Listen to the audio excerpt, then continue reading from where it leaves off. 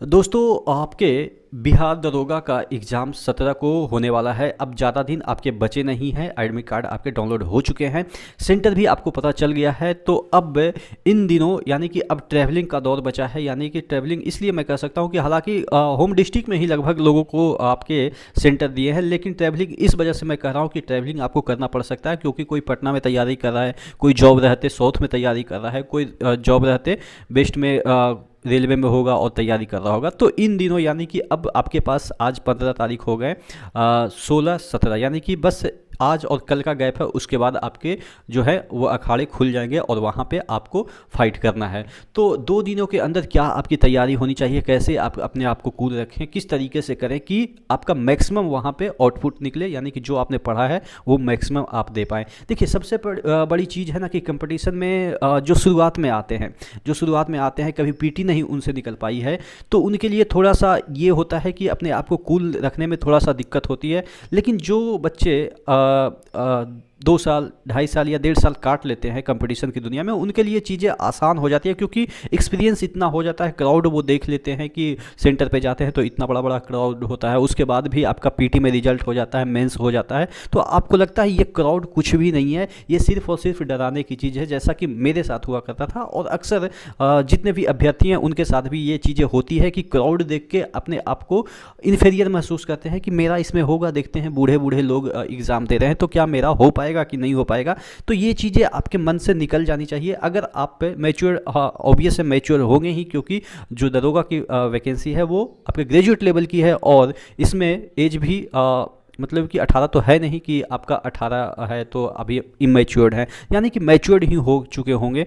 तो अब बस आपको करना क्या है कि अपने आप को कूल रखना है। पीटी कोई बड़ा 30 मार्क खां वाला ऐसा है नहीं कि पीटी नहीं होगा। अगर आपने मेंस के लिए तैयारी कर रखा है, यानी कि आपका सिलेक्शन की उम्मीदें हैं, तो पीटी आप इग्नोर करो कि पीटी में आपका नहीं होगा, इस कॉन्फिडेंस के साथ कि पीटी तो बस एक टाइम पास है कि आपको एक दिन जाना है, बस वहाँ पर टाइम बिताना है और उसके बाद आपका मेंस की तैयारी करना है। तो ये कॉन्फिडेंस के साथ अगर जाओगे आप एग्ज़ाम में, तो 2-4 क्वेश्चन अगर आपके नहीं भी आ रहे हैं या उसमें 50-50 के चांस है या 40-60 के चांस है, 40 आपको आ रहे हैं 60 नहीं आ रहे हैं, वो भी आपके 100% एक्यूरेसी के साथ सही होंगे, ये अगर कॉन्फिडेंस लेके जाते हो तो। और हाँ, एक चीज़ मैं आपको हमेशा बात करूंगा कि क्राउड को देख के कभी भी आप अपने आप को इस तरीके से ना आके और जो आपका आरक्षण है, ओबीसी है, एससी एसटी है, ईडब्ल्यूएस है, मतलब कि तमाम जो आरक्षण है उसको दिमाग में ना रखें कि आरक्षण की वजह से मेरा नहीं होगा।